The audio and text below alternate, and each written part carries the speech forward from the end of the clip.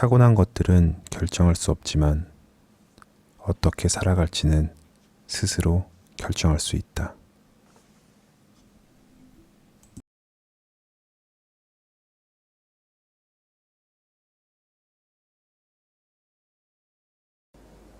안녕하세요.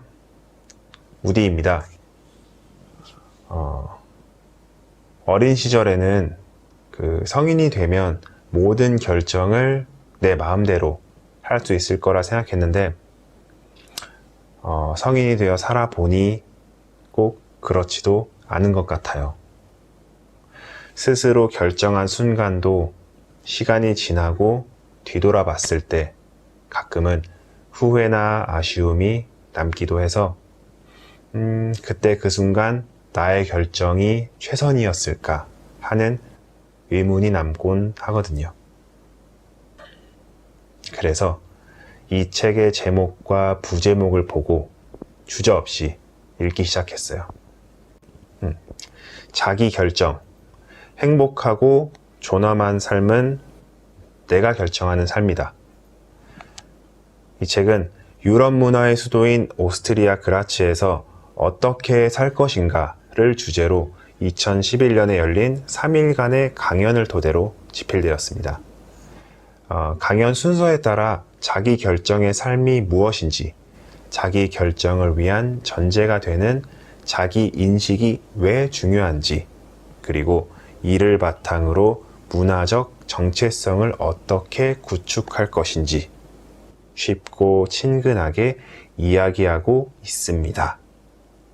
라고 출판사의 책 소개에서 말하고 있지만 사실 독서력이 야트막한 저는 철학과 문학의 그 토네이도에 휩쓸려 정신 못 차리다가 책을 덮어버리는 자기 결정을 할 뻔했어요.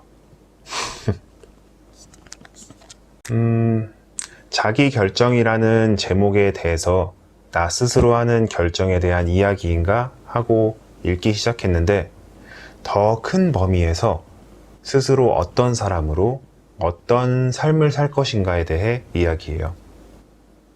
철학적이죠. 철학을 전공한 소설가인 저자는 언어 그리고 문학이 우리의 자아상을 발전시키고 스스로에 대해 객관적인 인식을 돕는 수단이 될 수 있다고 말해요. 우리가 쓰는 언어가 살아가는 자세에 영향을 주고 우리가 쓰는 글이 우리의 내면을 살펴보는 거울이 되는 것이죠. 그리고 이를 바탕으로 진정으로 자신이 어떤 사람이 되고 싶은지 스스로에게 물을 수 있게 된다고 합니다. 쓰여진 단어들과 그 사용이 익숙하지 않아서 한 문단을 읽고 이해하는 데 꽤 애먹었지만 독서력이 더 쌓이면 다시 읽어보고 싶은 책이에요. 이 정도 두께의 책에 이 정도 인덱스 스티커의 양이라면 책을 읽었다라기보다는 공부했다고 말해도 될 것 같아요. 교과서인 줄. 책 전반에 걸쳐 깨달음을 받은 부분이 많아서 발췌 낭독을 할까 했는데 시작 부분을 읽어드리면 다음 내용이 궁금해서 찾아 읽게 되지 않을까 하는 마음으로 초반부를 읽어볼게요. 처음부터 외부로부터 압력이 없어야 내적 독립성, 스스로를 테마로 삼기, 스스로를 알기까지 읽어드릴게요. 편하게 들어주세요. 우리 모두는 자신의 삶을 스스로 결정하기를 원합니다. 누구라도 열렬하게 공감할 이 이야기는 우리가 익히 알고 있는 두 가지 중요한 내용을 포함하고 있지요. 바로 존엄성 그리고 행복입니다. 그런데 언뜻 익숙해 보이는 이 두 개념은 과연 무엇을 뜻할까요? 내가 내 삶을 정한다는 것은 어떤 의미일까요? 결정이라는 말, 그리고 독립성이라는 말은 어떤 개념일까요? 이 개념들을 어떻게 풀어나갈 것이며 또 거기서 어떤 현상들을 보게 될까요? 외부로부터의 압력이 없어야. 맨 먼저 내릴 수 있는 정의는 사실 간단하고도 명료합니다. 우리는 자신의 생각과 감정과 소망대로 살고 싶어 합니다. 어떻게 생각할지, 무엇을 말할지, 어떤 행동을 할지 다른 누군가가 정하는 것을 원치 않아요. 부모의 간섭, 배우자의 은근한 독재, 고용주나 집주인으로부터의 협박, 정치적 압제 같은 것이 없기를 바라지요. 원하지 않는 것을 시키는 사람이 없길 바라는 것입니다. 외부로부터의 폭압, 즉 그 어떤 위협도 없는 상태를 원할 뿐만 아니라 우리가 경험하고 싶거나 하고 싶은 것을 못하게 막는 질병이나 가난도 원치 않아요. 이것을 타인에 대한 배려 없이 오직 자신의 이익만을 추구하려는 소망과 혼동해서는 안 됩니다. 형식적으로만 본다면 자기 결정권을 그렇게도 해석할 수 있지만 그것은 우리 대부분이 현재 바라고 있는 것, 다시 말해 법적, 도덕적 규범 위에 성립된 하나의 집단 안에서 자립적으로 살아가는 일과는 다를 것입니다. 여기서 규범은 사회적 정체성을 규정짓는 역할을 합니다. 이 규범이 없다면 존엄성도 없고 행복도 없을 것이지요. 이렇게 해석을 내릴 때 스스로 결정짓는 삶은 이 규범의 틀 안에서 외부로부터의 강제가 없는 삶, 그리고 어떤 규범을 통용할 것인지의 결정에 참여할 수 있는 삶을 말하는 것이 되겠습니다. 내적 독립성. 앞에서 말한 것처럼 이것은 비교적 간단하고 투명한 개념으로 사상적 원칙을 둘러싼 논란을 불러일으키는 개념이 아닙니다. 독립성이라는 개념은 이제 소개할 두 번째 측면으로 해석할 때 이해하기 다소 힘들고 복잡한 모습을 띠게 됩니다. 이에 따르면 독립성은 타인에 관한 것이 아닌 스스로에 대해 결정할 수 있는 능력을 말하는 것이 되지요. 외부 세계의 압제에 맞서 내 삶을 스스로 지휘한다는 것을 넘어서 이제 그것과 완전히 별개의 의미로 내 삶의 작가, 내 인생의 주체가 되는 것이 주제가 됩니다. 이는 사고와 소망과 경험의 차원에서 내 행위의 직접적 바탕이 되는 내면 세계에 영향을 미침으로써 이루어집니다. 삶의 내적 연출권, 즉 내 내면 세계에 내가 지휘권을 갖는 이 영향을 우리는 어떤 모습으로 상상하면 좋을까요? 우리는 우리가 원하는 것과 생각하는 것에 있어서 부동의 동력이 아닙니다. 컴컴한 어둠 속에 숨죽이고 앉아서 내적 드라마를 이리저리 조종하는 감독이 아니라는 말입니다. 또한 생각과 감정과 소망을 결정할 때에도 우리는 선행 조건 없이 그저 하늘에서 뚝 떨어진 것처럼 아무렇게나 하지는 않습니다. 이 두 번째 의미로서의 자기 결정이라는 것은 소리 없이 일하는 난쟁이로 인한 인격의 중첩도 아니고 원점으로 돌아가는 것을 상상하는 일도 아닙니다. 어떻게 살 것인지 자문하게 되기까지 이미 그 이전에 우리는 셀 수 없이 많은 일을 겪었고 수만 가지 것들에 영향을 받았습니다. 이러한 각인은 또 다른 것들을 향한 접점이 되는데 우리는 이 접점들을 마음대로 결정할 수 없습니다. 하지만 만일 그렇다고 해도 별 상관이 없는 이유는 그 반대 또한 생각할 수 없기 때문입니다. 원점에 서 있는 사람은 스스로 결정할 수 없으니까요. 아무런 소망도 없고 아무런 경험의 발자취도 없다면 기준이라고 할 만한 것이 없기 때문이지요. 우리의 의지와 경험이 자신의 개인적 정체성의 일부가 되기 위해서는 삶의 역사라는 바탕을 가지고 있어야 하며 동시에 삶의 역사가 주는 조건에 의해 제약이 되어야 합니다. 그러한 자기 결정권이 있다고 할 때 자기 결정권은 그러한 선제 조건들로 이루어진 인과관계적 삶이 흘러온 틀 안에서의 영향력으로만 존재합니다. 이러한 생각은 혹시 위험하지 않을까요? 우리의 경험은 인격의 나머지와 인과관계, 즉 조건성의 관계를 통해 서로 그물처럼 얽혀 있습니다.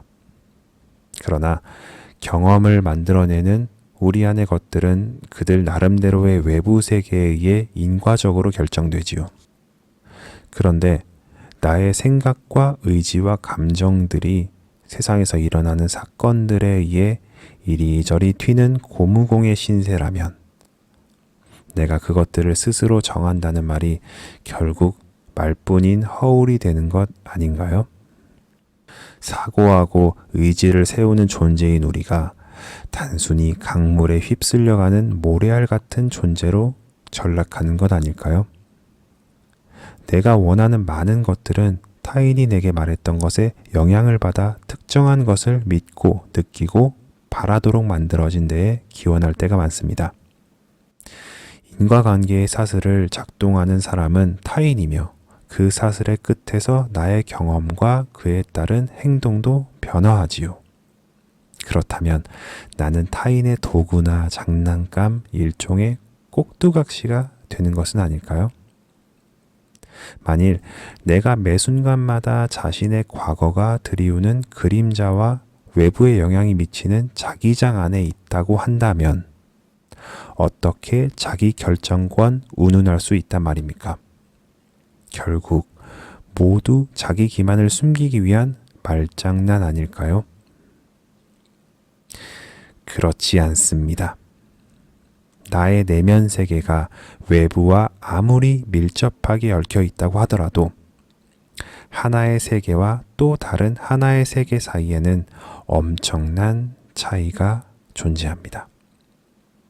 하나는 자신의 사고와 감정과 소망을 주관하여 말 그대로 삶의 작가요, 그의 주체가 되는 삶이고 다른 하나는 어떤 사건을 단순히 맞닥뜨리거나 당하여 그 일로 인한 경험에 그저 속수무책으로 압도될 수밖에 없는, 그래서 주체가 되는 대신에 단순히 경험이 펼쳐지는 무대가 될 수밖에 없는 삶을 가리킵니다.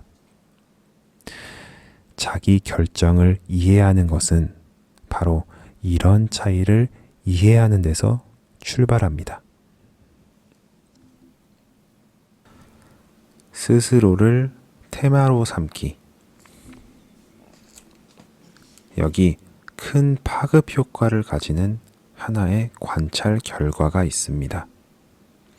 자신의 의견과 바람과 느낌들에 관한 한 그저 맹목적으로 닥치는 대로 살아가거나 되는 대로 맡겨선 안 되고 우리 스스로를 테마로 삼아서 스스로를 돌볼 수 있는 것이 우리 인간의 특징이라는 깨달음입니다. 이것은 뒤로 한 발짝 물러나 자신의 경험과 내적 거리를 둘 수 있는 능력입니다. 자기 자신과의 이러한 거리에는 두 가지 종류가 있습니다. 그 하나는 인식과 이해의 거리입니다. 내가 생각하고 느끼고 원하는 이것은 과연 무엇일까? 그리고 이 생각과 느낌과 소망은 어떻게 생겨났을까? 이러한 성찰의 사고방식에는 아주 중요한 생각이 하나 들어 있습니다. 그것은 다르게 생각하고 다른 것을 느끼고 원할 가능성이 존재한다는 인식입니다. 자기 결정이 가능한 우리 같은 존재에게 가능성이라는 것은 큰 의미를 지닙니다. 이것은 인간이 삶을 이끌어 나가는 데에 하나의 방식, 자기만의 방식뿐 아니라 수많은 전혀 다른 방식이 있다는 생각입니다. 자기 결정은 가능성에 대한 인지력, 즉 상상할 수 있는 능력을 필요로 합니다. 이제 내적 거리의 두 번째 종류를 보면 자신의 경험에 대한 평가가 어떻게 이루어지는지 더 분명하게 드러납니다. 항상 견지해오던 나의 사고방식에 만족하는가 아니면 이제 더 이상 설득력을 가지지 못한다고 생각하는가? 나의 두려움, 시기심, 증오가 마땅한 것으로 생각되는가? 정녕 나는 윗대로부터의 물려받은 이 증오심을 다시 물려주는 사람이 될 것인가? 부모님이 갖고 있던 두려움을 계속 이어갈 것인가? 아니면 화해와 마음의 여유를 누릴 줄 아는 사람이 될 것인가? 같은 질문을 내 소망과 의지에도 똑같이 던져봅니다. 좀 더 많은 돈, 좀 더 높은 지위를 추구하는 나의 의지가 정말로 내 마음을 편하게 하는가? 내가 진정으로 화려한 삶과 요란한 성공을 쫓는 사람인가? 혹시 수도원 같은 고요 속에서 마음의 안식을 얻는 유형은 아닌가? 우리 스스로 이룰 수 있는 이러한 새로운 인식 그리고 평가하며 거리두기에는 사실 신비로운 요소가 없습니다. 비밀스레 두 개의 인격을 가질 필요도 없고요. 다만 1차적인 사고, 감정, 소망의 방향을 맞추어 2차적인 사고, 감정, 소망을 발전시키는 능력에 달려 있을 뿐입니다. 이 능력으로부터 자기 결정이 성공하는 경험을 하느냐 하지 못하느냐에 결정적인 역할을 하는 그 무엇이 탄생하는데 그것이 바로 자아상입니다. 자아상은 우리가 어떤 모습이고 싶은가에 대한 생각입니다. 지금 여기서 말할 수 있는 것은 다음과 같습니다. 우리의 삶이 내적으로 그리고 외적으로 우리의 자아상과 조화롭게 어울릴 수 있을 때, 그리고 우리가 행위와 사고와 감정과 소망에 있어서 되고 싶어하는 모습의 사람이 되었을 때, 그것을 자기 결정적 삶이라고 할 수 있다는 것이지요. 바꿔 말하면 자기 결정이 한계에 부딪히거나 실패하는 것은 자아상과 현실 사이에 큰 간극이 존재할 때라고 할 수 있습니다. 스스로를 알기. 그러나 이게 말처럼 쉽지 않습니다. 자아상은 대체 어디서 오는 것이며 자기 자신과 일치를 이루며 그 내면에서 일어나는 갖가지 일들과 일체감을 가지게 하는 과정은 어떤 형태일까요? 이러한 종류의 자기 결정을 이루는 내적 구조 변경은 정신적 삶의 강 한가운데에 우뚝 솟아오른 고고한 곳으로부터 내려오는 어떤 명령에 의해 이루어지는 것이 아닙니다. 내가 나를 판단하는 위치는 이 강의 일부분이며 다시금 내 특정한 사고나 소망이나 감정에 근거하고 있습니다. 또한 자아상의 기준이라는 것도 손댈 수 없는 신성한 것이 아닙니다. 이러한 자아상의 허리를 굽히는 것이 아니라 자기를 구속하고 노예처럼 올가매는 생각을 과감히 던져버리는 일이 오히려 더 중요할 때도 있지요. 그리고 영향력에 대해서도 그것을 잘못 해석하지 말아야 합니다. 다시 말해 내적 구조 변경은 어느 날 그렇게 하겠다고 결심하여 영혼의 연금술로 뚝딱 이루어지는 것이 아닙니다. 그것을 위해서는 환경을 바꾼다든가, 새로운 경험을 해본다든가, 낯선 인간관계를 개척한다든가, 필요할 경우 치료나 훈련을 받는다든가 등등 외적인 우회로가 많이 필요하지요. 이 모든 것은 내적 단조로움과의 싸움, 체험과 바람이 변화 없이 굳어버리는 현상과의 투쟁입니다. 이 싸움에서 이길 수 있는 가장 좋은 방법은 자기 인식에 있습니다. 원하는 나의 모습과 현재의 내가 너무 달라 계속해서 마음의 괴로움에 시달리고 있다면 자아상뿐만 아니라 자꾸만 고개를 쳐드는 그 욕구들의 근원지를 찾아 나서야 합니다. 알지 못하고 이해하지 못하는 사이 나를 조종하는 나의 느낌들과 내가 원하는 것들의 표면 밑에서 흐르고 있는 소용돌이를 감지해내는 것이 중요합니다.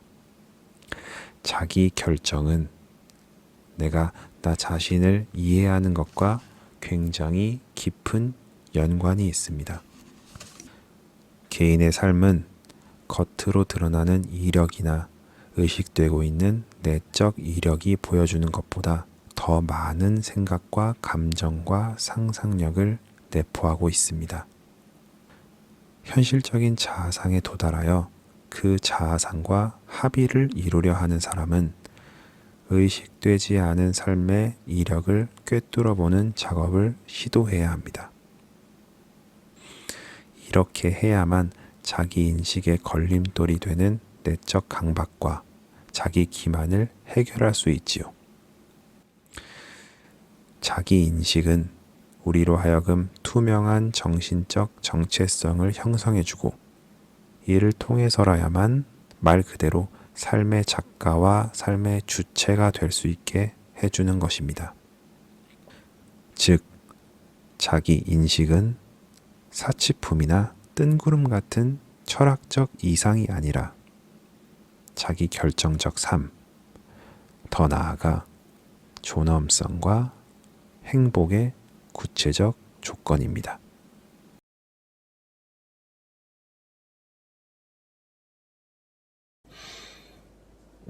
지금까지 우디였습니다. 끝까지 함께 해주셔서 감사해요.